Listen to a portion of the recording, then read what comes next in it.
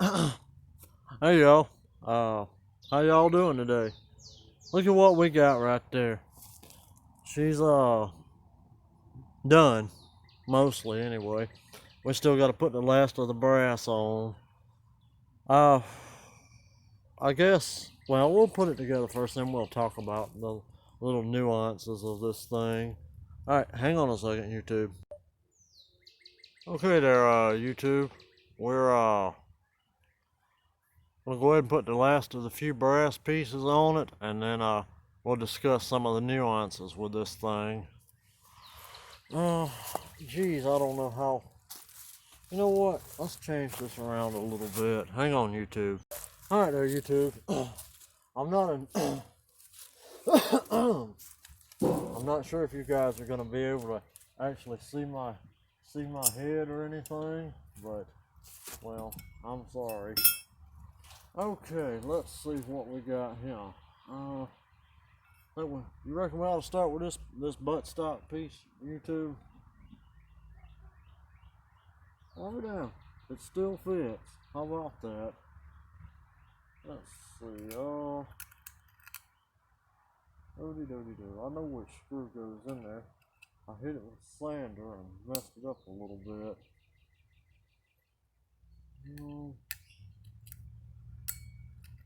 Yeah, I did ruin the head of one of the screws a little bit, YouTube. It's not so ruined that it could be used, but I'll not be used, but I'll use some of the. Whoa, don't want to do that. I use some of the bluing stuff for the barrel to, yeah, that's it right there, to blue, dye it back, make it dark again, so it wasn't noticeable. Get in the hole. The screwdriver that I'm using is not a gunsmith screwdriver. This screwdriver is probably older than, well, it was probably around when George Washington was a boy. But oh, seriously, this come out of my barn. There was a bag up there. It was like one of those canvas bag things. It was a military bag, and on it said cleaning kits for 38 special. I forget all the information, but back in the 30s and a little bit before, the military actually uh did it have a military issue 38 special, and that's what these little screwdrivers is for.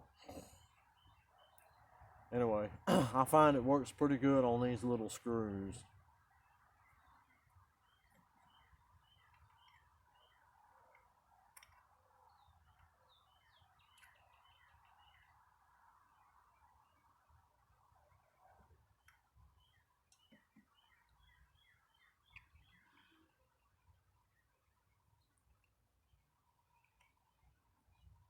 Before we tighten that all the way down, I think we might do pretty good to go ahead and get the last of them screws in there. At least get it started. There we go.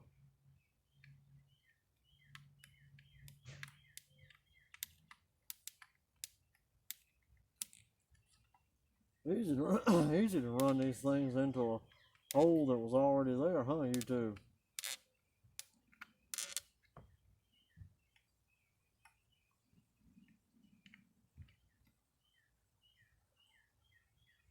Well, I guess the it's not as flush as it. Well, damn dust on here, but it's not as flush as it was when we finished sanding it. But I'm gonna assume that the stain probably slightly changed the shape of the wood through swelling or something. I mean, well, no, that side's, well, that's still, probably the stain. But it's still really nice, so we're not changing anything. And I hope you guys can hear me. I'm actually really close to the camera today.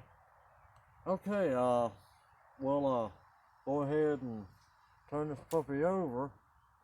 And yeah, some of you may have noticed that for whatever reason, I decided to do the ramrod in a different color. First, I done it with that Sensor Cabernet wood stain, and then I decided to run over it with Red Devil polyurethane varnish stain. I don't know how old this stuff is. I don't even know if you can buy this crap anymore. But anyway, I had it and I used it on that, and I actually kind of like it. And then after that, I was using spray-on clear polyurethane. That's one of the nuances that I'll discuss with this in a little bit. All right, let's whoa, don't want to drop you. Let's see. I think, well,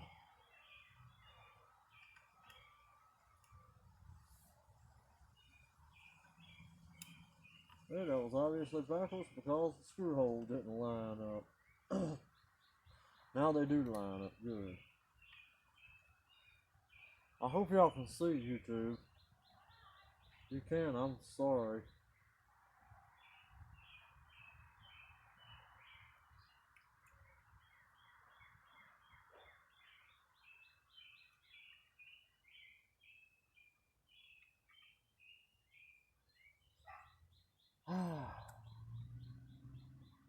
You realize something, YouTube? Having one of these muzzle loading rifles has been a dream of mine since I was a little kid. And to think, we're only, let's see, 1, 2, 3, 4 screws and a couple of pins away from my dream being complete. I just can't believe it, YouTube.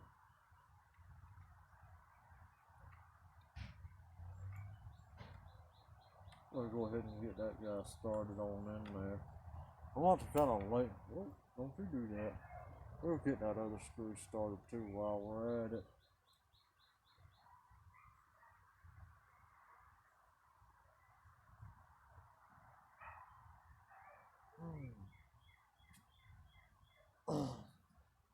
When a dream becomes reality, that's a great thing.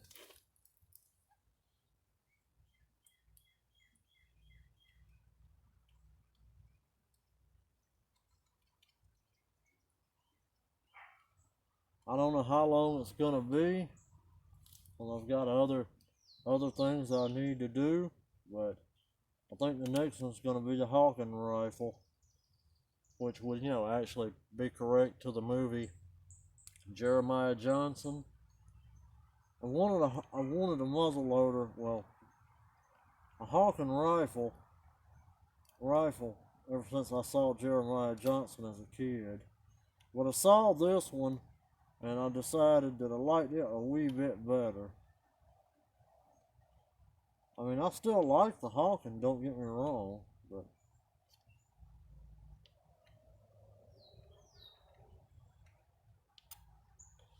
when we do the Hawking, it'll be done in a more of a traditional color, and all the brass on it will be taken off and polished to a mirror finish.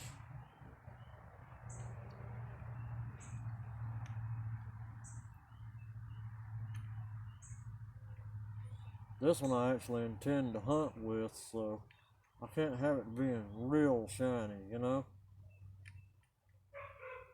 Alright, that little screwdriver is actually starting to kind of suck.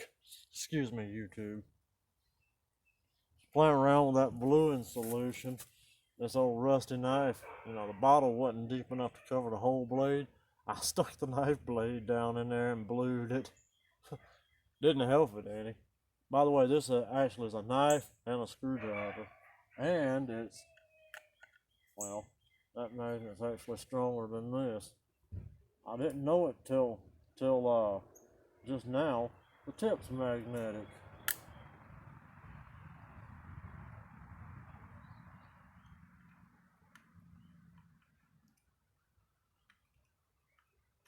I can unfortunately grip the knife better than I can that little screwdriver.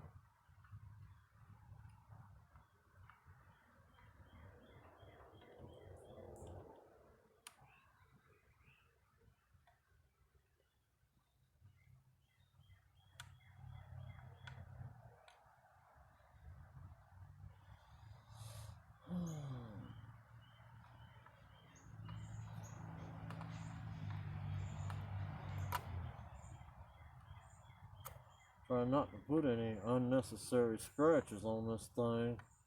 Even, well, I think I've probably just done one there. But, you know, I don't want to put any unnecessary scratches on this thing, but on that same note, I know trying to hunt with it, it's gonna get scratched. There's just, you know, there ain't no two ways about that.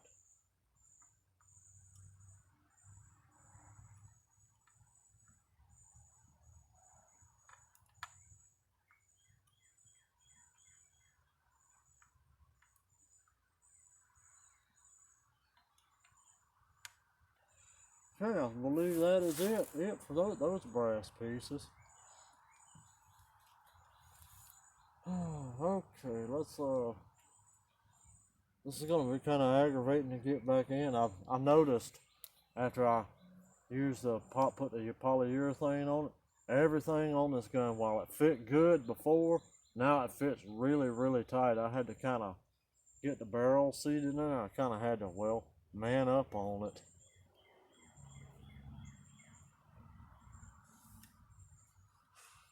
Yeah, when I load this gun and shoot, it's probably gonna man up on my shoulder. I haven't heard anybody say exactly what the recoil on these things were comparable to.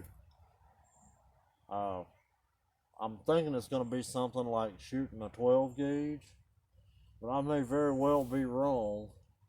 Oh, there we go. That's it.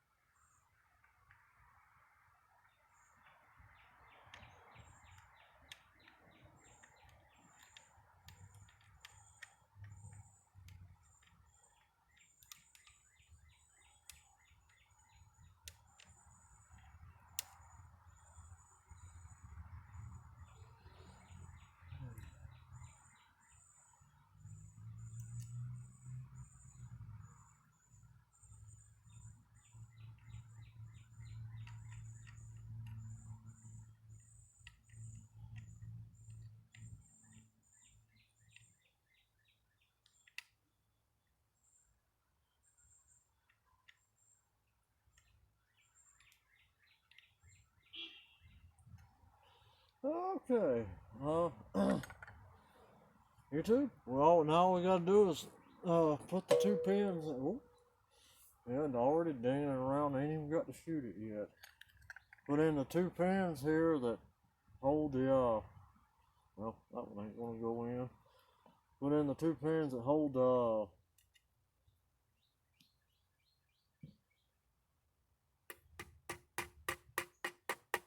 that thing up. To hold the stock to the barrel.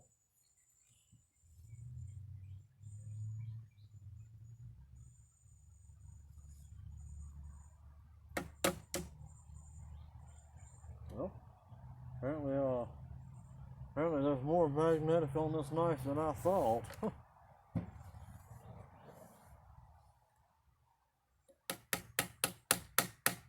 Okay, apparently that's not lining up that well for me. Turn this puppy on over like so.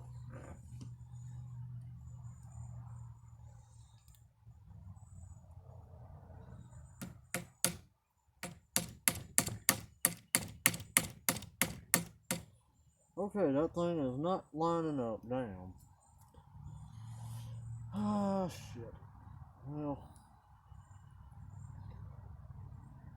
you know what? Worry about that later off camera. Let's just, you know what? Let's try it one more time. Hold it up here to the light. Well, I can see clear through it. I don't know why it won't go through.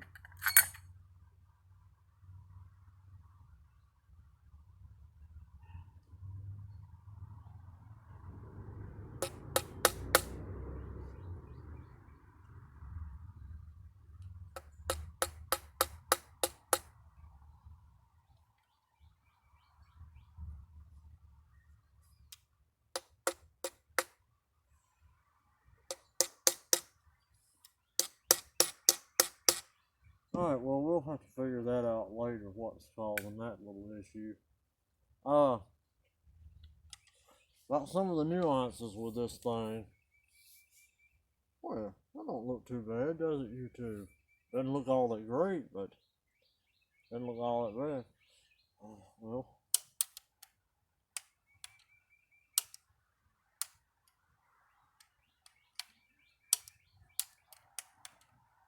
oh yeah, I need to tighten those screws up. I loosened them up earlier.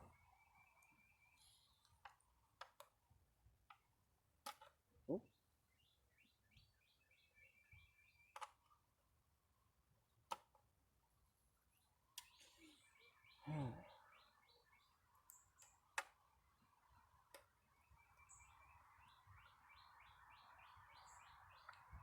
Let's see what we got here. Okay. Alright, there she is, YouTube. And all our finished glory. All the little nuances with this thing. Oh, we can get it set up. Yeah, there we go. Let's get that pocket knife on out of the way.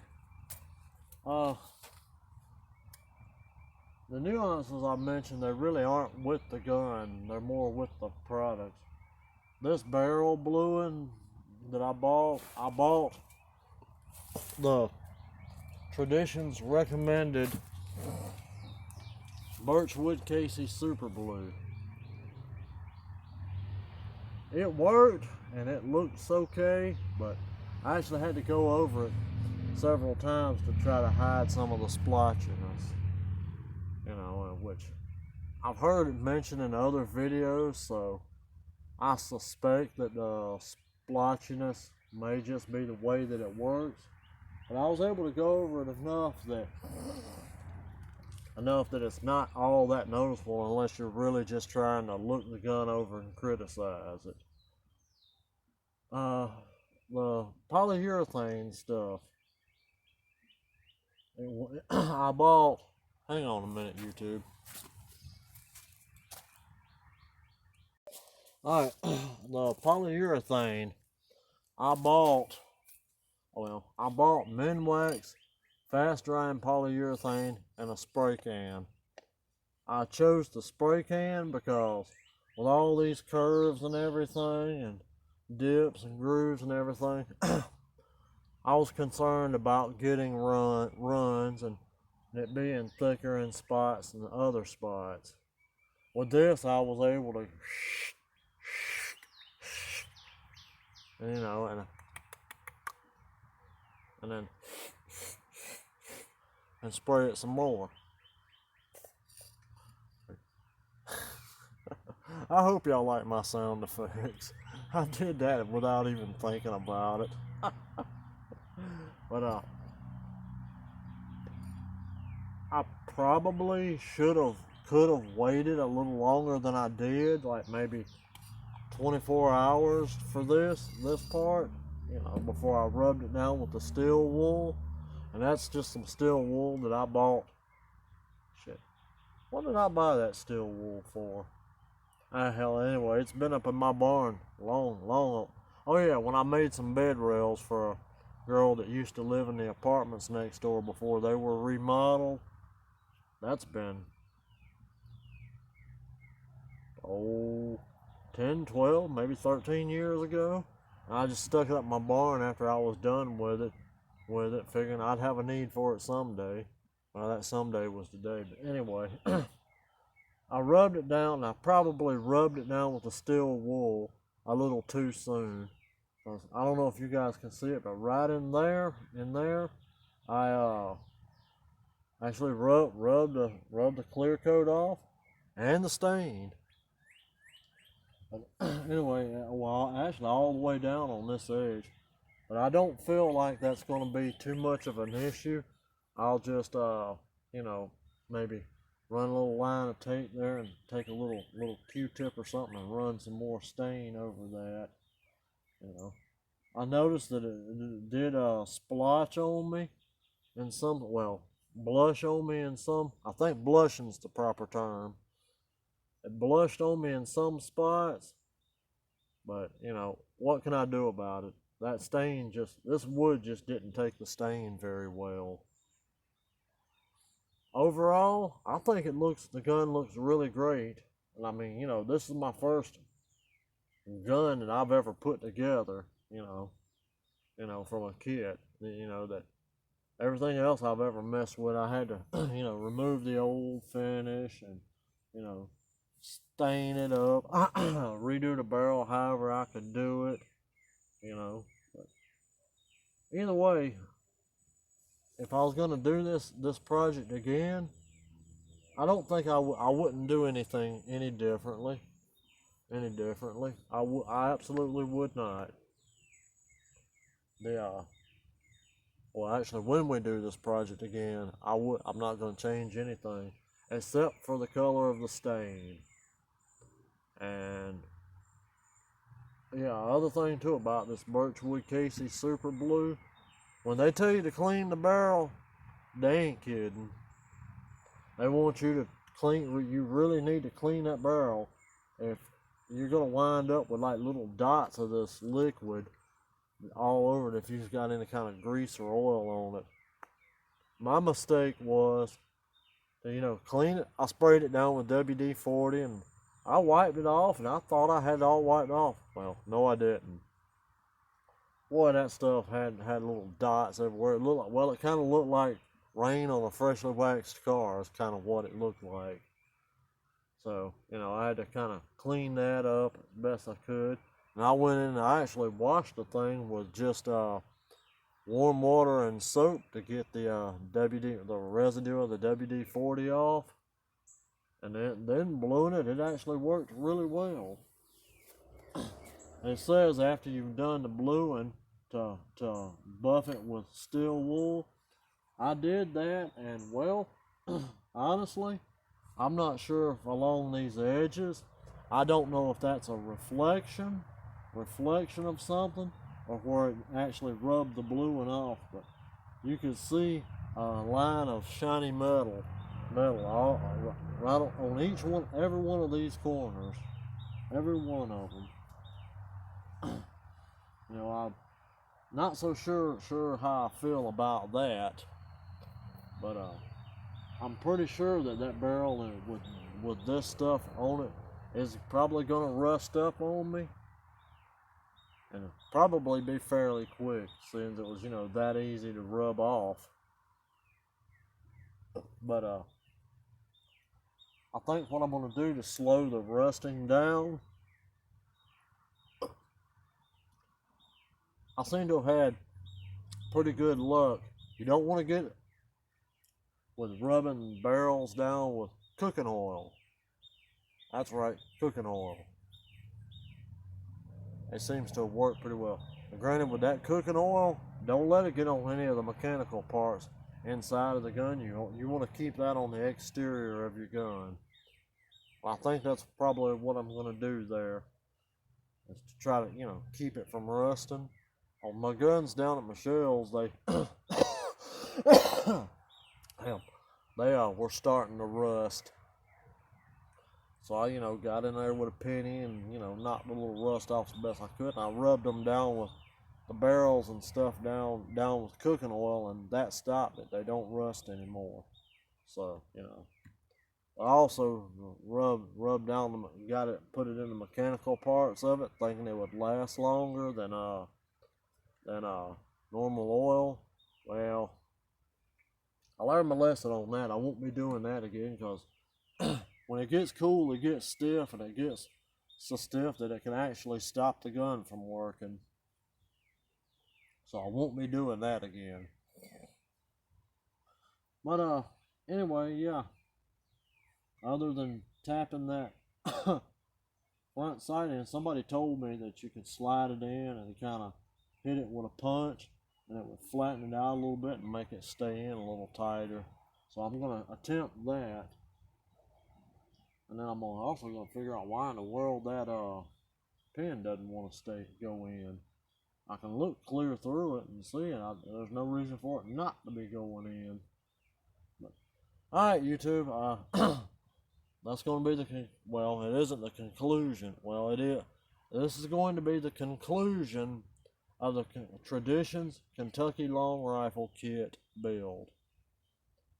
The next video will most likely be me shooting it, and I'm not sure if I'm going to be able to do that over the course of the week, or if I'm going to have to wait till the weekend. I'm just not entirely sure yet.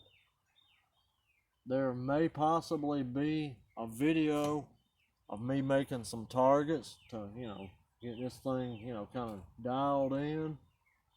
But, anyway, we'll see y'all most likely next weekend. Alright, good night, YouTube. I would appreciate it if y'all would like, comment, and subscribe.